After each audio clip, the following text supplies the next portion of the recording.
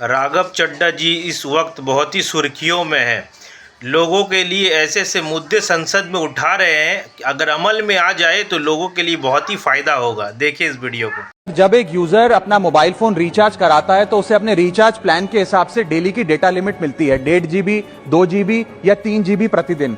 लेकिन ये डेली की डेटा लिमिट जो होती है रात 12 बजे समाप्त हो जाती है जैसे ही दिन खत्म होता है, और ये अनयूज डेटा जो है ये फोरफीट हो जाता है। ये अगले दिन रोल ओवर या नेक्स्ट डे कैरी फॉरवर्ड नहीं होता है। कंज्यूमर से पैसा तो पूरे डेटा का लिया जाता है, लेकिन ये अनयूज डेटा जो बचा हुआ डेटा होता है ये एक्सपायर हो जाता है जैसे दिन समाप्त होता है। सर फर्ज करिए कि महीने की शुरुआत में आपने अपनी गाड़ी में 20 लीटर पेट्रोल भरवाया, महीने के अंत तक 15 लीटर पेट्रोल कंज्यूम हो गया, 5 लीटर बच गया, तो क्या महीने के अंत पे पेट्रोल पंप वाला आकर आपको कहता है कि 5 लीटर पेट्रोल वापस कर दो क्योंकि उसकी वैलिडिटी समाप्त हो गई? नहीं, क्योंकि आपने पैसा पूरे 20 लीटर का दिया है। ठीक इसी तरह जितने डेटा का पैसा हमसे लिया जाता है उतना डेटा हमें यूज करने दिया जाए, वो एक्सपायर ना हो। ये हमारे मेहनत के पैसे से खरीदा गया डेटा है। और सर चालाकी देखिए, आजकल के रिचार्ज प्लान्स में डेली की डेटा लिमिट होती है, मंथली की डेटा लिमिट नहीं होती, क्योंकि मंथली की डेटा लिमिट के अंदर मैक्सिमम डेटा की खपत का कंज्यूम करने की प्रोबेबिलिटी यानी कि संभावना ज्यादा होती है। एक महीने के भीतर या मान लीजिए 4-7 दिन कोई व्यक्ति व्यस्त है या बीमार है,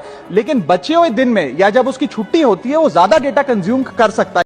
आम लोगों के पास बहुत सारी परेशानी है, बहुत सारी मुद्दा है, मगर कोई तो नेता ऐसा हो जो आम जनता की तकलीफ को समझे और आवाज़ उठाए संसद पे।